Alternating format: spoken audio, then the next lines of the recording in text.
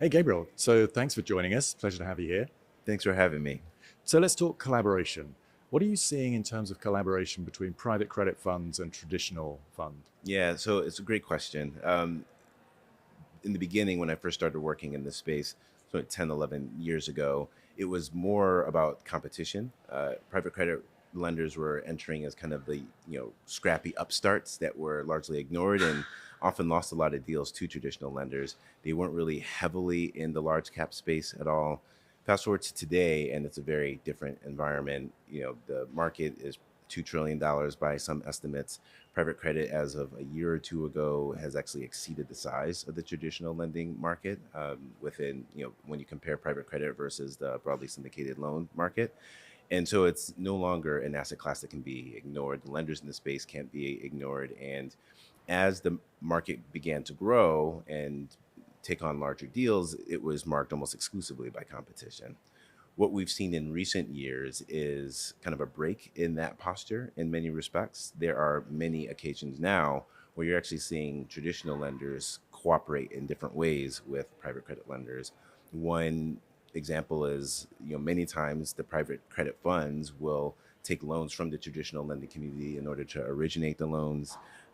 We advise clients that include syndicates now that include both private credit lenders and traditional lenders, which wasn't actually a pretty common occurrence in the beginning, at least when I first started working in this space a little over 10 years ago. And then you're seeing formal tie-ups, joint ventures between traditional lenders and private credit lenders, which are giving traditional lenders an opportunity to have exposure to the space and to the upside while remaining true and compliant with their regulatory constraints that they also need to, also observe when they're doing the deals that they do day to day. So there's a lot of evolution in the space. It's been fascinating to see. I think it's going to accelerate in the years to come, just because the ones that I am aware of have actually gotten off to a pretty strong start. And I think the participants are happy with the results they're getting by finding ways to work together versus being purely in a competitive posture with one another. Competition, I think, will continue between traditional lending and private credit. That's a given. But to see the various creative ways that the two markets are, figuring out to work together has been really cool to see. What are the implications of that for private credit? Yeah. So I think on the private credit side, they get a lot of institutional capital. They get new relationships that they didn't necessarily have before, which is a net benefit. And like I said, the ability to take on bigger deals and take down bigger deals is another huge benefit. So the example I gave where you have a mix of private credit lenders and traditional lenders in the same facility, these are multi-billion dollar facilities that they might not otherwise have exposure to. In, two of them that we worked on recently were with data centers. So that's kind of a particular market that they might want to get exposure to. So I think it's, again, smart for private credit lenders to continue to coordinate as much as they can, or in ways that are sensible for them with traditional lenders to have opportunities that on their own may not have been as possible. Just briefly, with more players coming into the market, are we going to see the margins compressed on this? Yeah, I think it depends on what part of the market that you're speaking about. So when you think about the upper end of the market, that part of the market is dominated by six players. I think it's Apollo, Blackstone, Blue Owl, Carlyle, HPS, and Gallup, right? They take up about 80% of the entire market.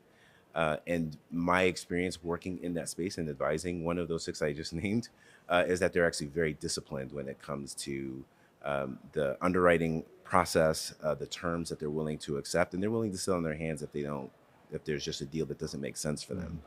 Then you have another segment of the market where you have smaller players, and we advise some of them as well. But among them, you will find folks who are trying to make a name for themselves, they're trying to win a deal, and they're willing to be a little bit more aggressive on terms in a way that you don't necessarily, that I and my team doesn't necessarily see among the biggest players in the market. So that's necessarily going to result in a divergence in terms that you see depending on where you are in the market.